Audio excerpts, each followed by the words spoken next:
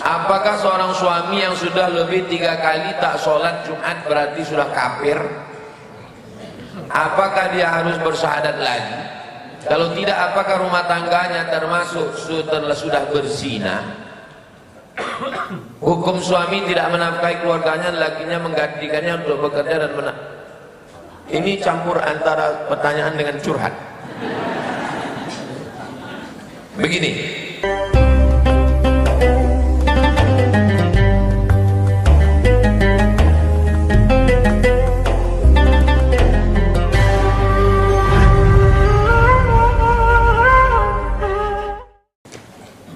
saya pernah nonton video, kalau kita sholat baca ayat, mulut kita qomat kamit. Kalau tak qomat kamit itu harus diulang. Tolong jelaskan Pak Ustaz.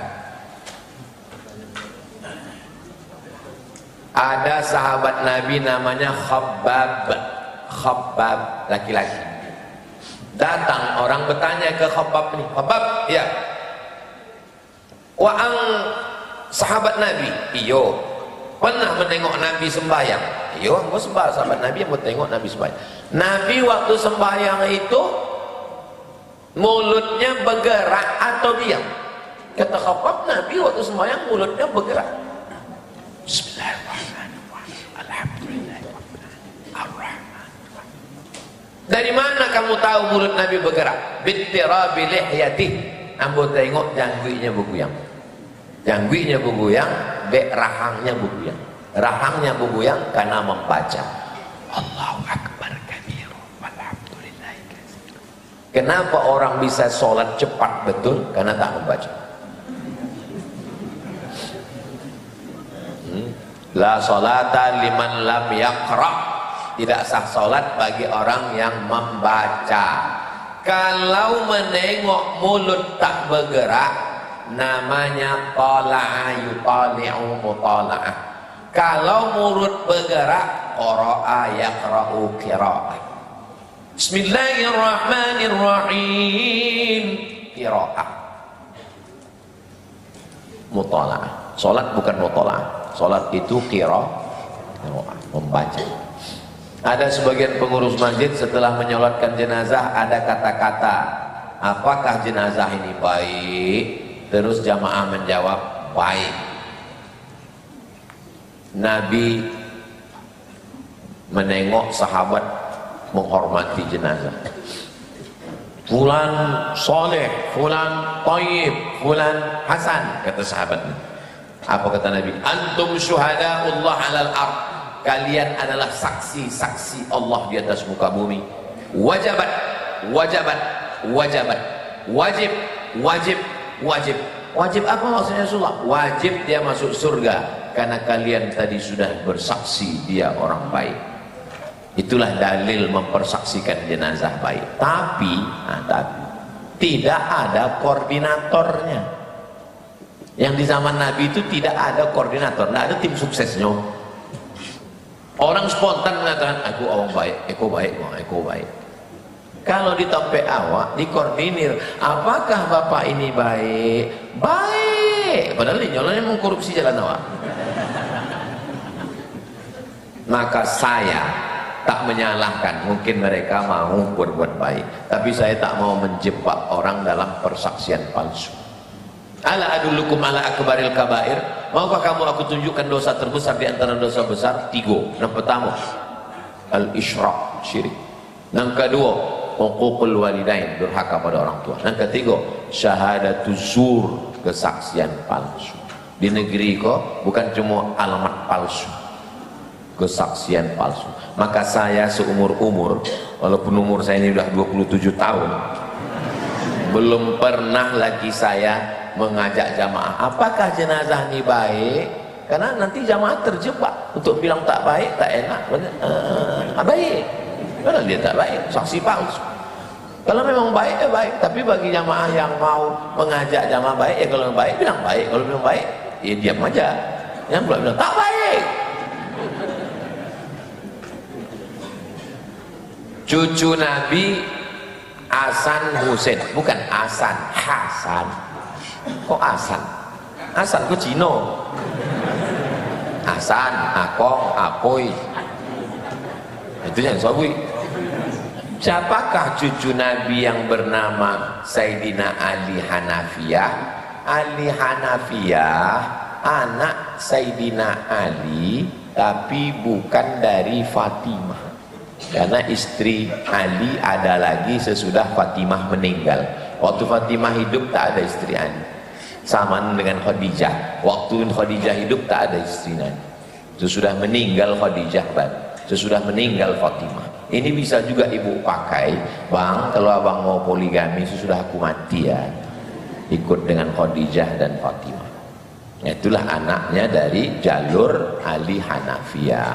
Sedangkan yang masyhur Innal Hasan wal Husain, Hasan dan Husain. Hasan, Husain. Husain ini punya anak namanya Ali. Biar tak sama atuknya, Ali Zainal Abidin. Itu maka banyak orang Riau namanya Zainal Abidin, mengambil nama cicit nih. Hasan, Husain. Husain punya anak namanya Ali Zainal Abidin. Ali Zainal Abidin punya anak namanya Muhammad Al-Baqir. Muhammad Al-Baqir punya anak namanya Ja'far Shodiq. Ja'far Shodiq punya anak namanya Ali Al-Uraidi. Ali Al-Uraidi punya anak namanya Muhammad Naqib. Muhammad Naqib punya anak namanya Isa Ar-Rumi. Isa Ar-Rumi punya anak namanya Ahmad bin Isa Al-Muhajir. Muhajir karena dia pindah dari Madinah ke Irak ke Yaman, namanya Tarim Hadramaut. Dia punya anak namanya Ubaidillah. Ubaidillah punya anak namanya Alawi. Keturunannya disebut dengan Ba Alawi. Ba itu artinya keturunan. Yang dari Yaman itu banyak pakai Ba. Ba Wazir, Ba Asyir, Ba Rakba, Ba Suwaidan. Ba itu artinya keturunan. Keturunan Abdul Somad, Ba Somad. Ba Alawi, keturunan dari Alawi. Marga yang paling tua As-Saqaf. Saqaf artinya atap, karena ilmunya sampai ke atap. Susah orang kita nyebut As-Saqaf. As-Segaf, Al-Idrus, Al-Haddad, Al-Jufri bin Syihab bin Syihab Abu Bakar. Keturunan dari salah satu bin Syihab tadi datang ke Riau. Datang Sultan Siak, dinikahkannya dengan anak perempuannya namanya Tengku Embung. Nama bin Syihab tadi namanya Usman Shahabuddin bin Syihab. Kuburnya di samping Masjid Raya Senapelan Pasar Bawah. Ini makam Habib Usman Shahabuddin, ini makam Tengku Embung. Pernahkah Bapak membawa anak ziarah ke sana? Tak usah jawab, tak usah jawab. Bolak-balik ke Pasar Bawah hanya untuk mencari karpet dan keramik. Punyalah karpet. Ustaz rupanya pernah ziarah ke sana. Setiap tamu yang datang saya bawa ke situ. Kalau datang tamu saya dari Makassar, dari Papua, dari Sulawesi, dari Kalimantan, pertama saya bawa ziarah dulu ke makam Habib Usman Shahabuddin. Ini Tengku Embung, ini Sultan Siak. Habis itu baru pergi ke rumah Kadi untuk menunjukkan kami orang Islam Melayu di sini. Menunjukkan inilah masjid pertama dibangun Sultan Abdul Jalil. Tak selesai dilanjutkan anaknya Muhammad Ali bin Sultan Abdul Jalil. Ini masjid, ini pasar. Jadi Pekanbaru ini dibangun orang berdasarkan bangunan pertama adalah masjid. Tapi masjid tak meninggalkan pasar. Itu makanya depan masjid ada pasar. Sesuai dengan doa Rabbana atina fid dunya hasanah wa fil akhirati hasanah. Ini filosofi kota Pekanbaru. Harus paham orang Pekanbaru dengan itu. Kalau tidak kita kehilangan ruhnya. Kalau ditanya orang apa yang kau tahu tentang Pekanbaru, durian runtuh. Bagus, tak salah, itu yang punya juga pengusaha muslim, bagus. Tapi bukan berarti kita menghilangkan sejarah. Bagaimana dalam pandangan Islam tentang sumpah pocong? Yang namanya sumpah dalam Islam itu cukup 3. Wallahi, tallahi, billahi. Apakah saudara melakukan ini? Tidak. Datang satu saksi mengatakan saya bersaksi, ada bukti? Tidak. Yang menuduh tak ada bukti, bagaimana dia menyelamatkan diri? Dia bersumpah, wallahi, wallahi, billahi. Cukup. Tapi di Indonesia, kalau cuma sekedar wallahi, tallahi, billahi, orang tak takut diletakkan Quran di kepala. Sumpah jabatan presiden, menteri, gubernur, wali kota, kepala dinas, kan Quran diletak ada kan? Sedangkan diletak Quran pun tak juga takbir. Maka yang lebih ekstrim lagi dikucung pakai kain. Tapi kenapa tak kucung? Bahasa Melayunya kucung. Kenapa pocong? Pocong iki Jawa. Pripun kabare apik? Moga-moga padha kabeh iki sugih, waras. Banyak juga Jawa. Karena ini tradisi ini datang dari Jawa. Tak ada orang Melayu sumpah kucung, tak ada. Ya, sumpah pocong itu dari Jawa. Apa hukum sumpah pocong? Ikhtilaf. Bagi yang setuju, kata dia, ini memberikan sugesti. Karena hanya sekedar Allah itu Allah biasa. Tapi kalau lagi kucung, itu ketakutannya. Ketakutannya. Tapi ini takut kan dek petamu.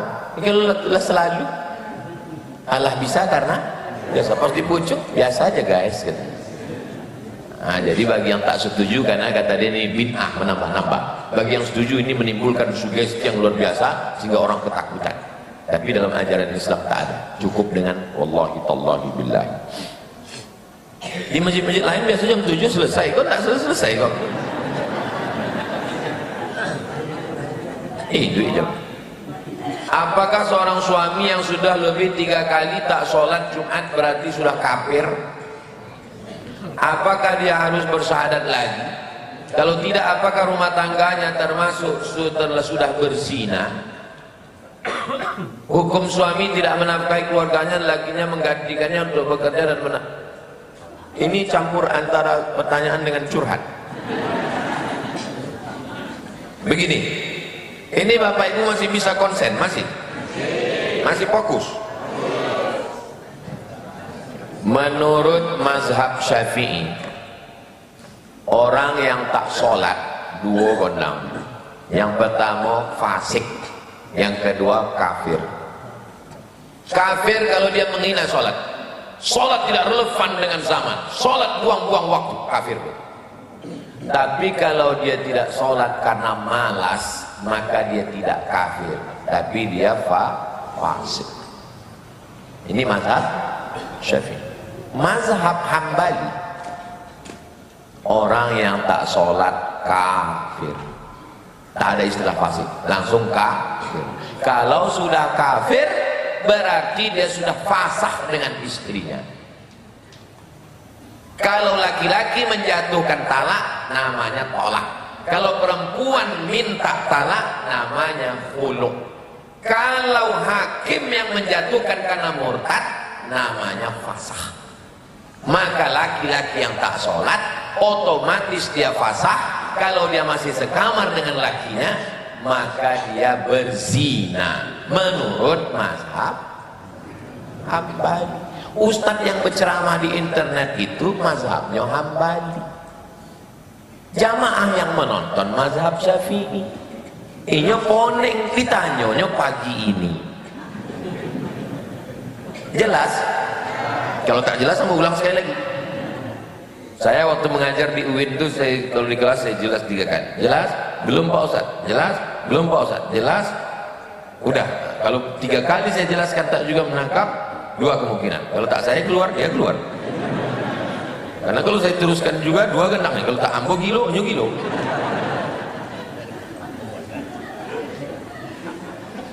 Ustadz yang berceramah di internet, di YouTube, siapa yang tidak sholat maka dia sudah pisah dengan istrinya, maka dia sudah fasah, dia sudah berzina. Dia pakai mazhab. Jelas? Sedangkan dalam mazhab Syafi'i ditanya dulu. Yang bertanya bukan anak pedusiawa, bukan anak perempuan itu menanya ke suaminya, abang udah murtad? Kan begitu. Walinya datang, ayah, atuh, abang, adik, abang ayah, adik ayah, ninik tambah minang, ninik mama datang kumpul panggil. Kasih kau angsetan. mudah ngawang ndak sembayang lagi nih ya. Iya Pak, uang ndak sembayang kok dek ingkar apa dek malih? Ambo ingkar Pak, menurut ambo ndak. Berartilah pasah. Ambo sebenarnya tahu sembahyang wajib. Oh ada orang ndak sembahyang. Dek ambo cari nenek mamak juga ndak sembahyang.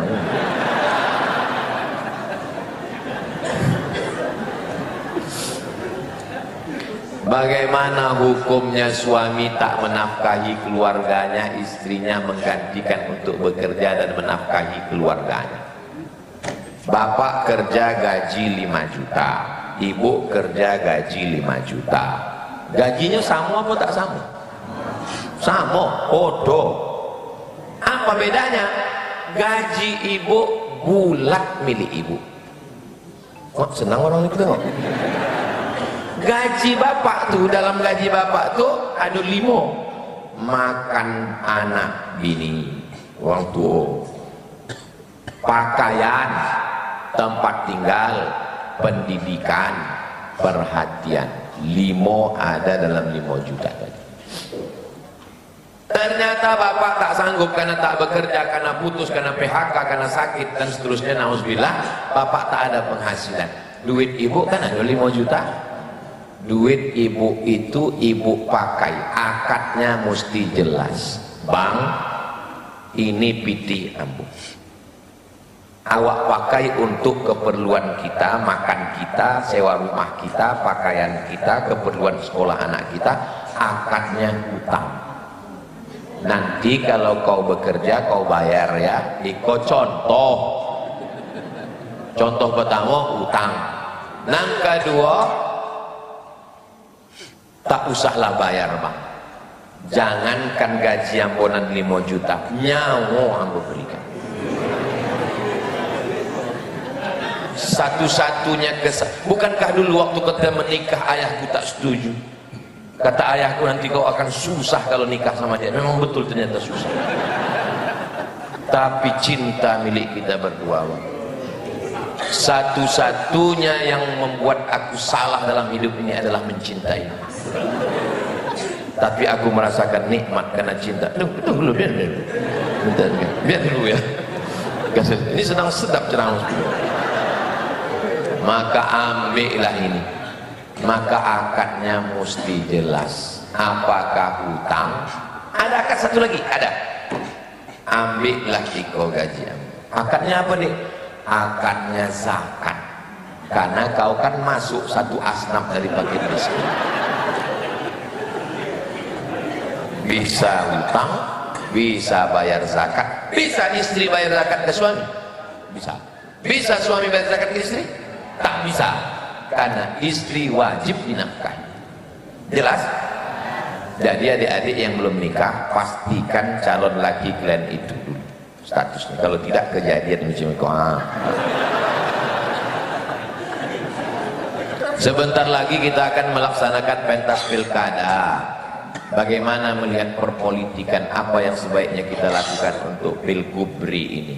Kalau saya akan pilih gubernur yang saya bisa ngomong langsung, bercakap ke dia, yang tak pakai orang ketiga.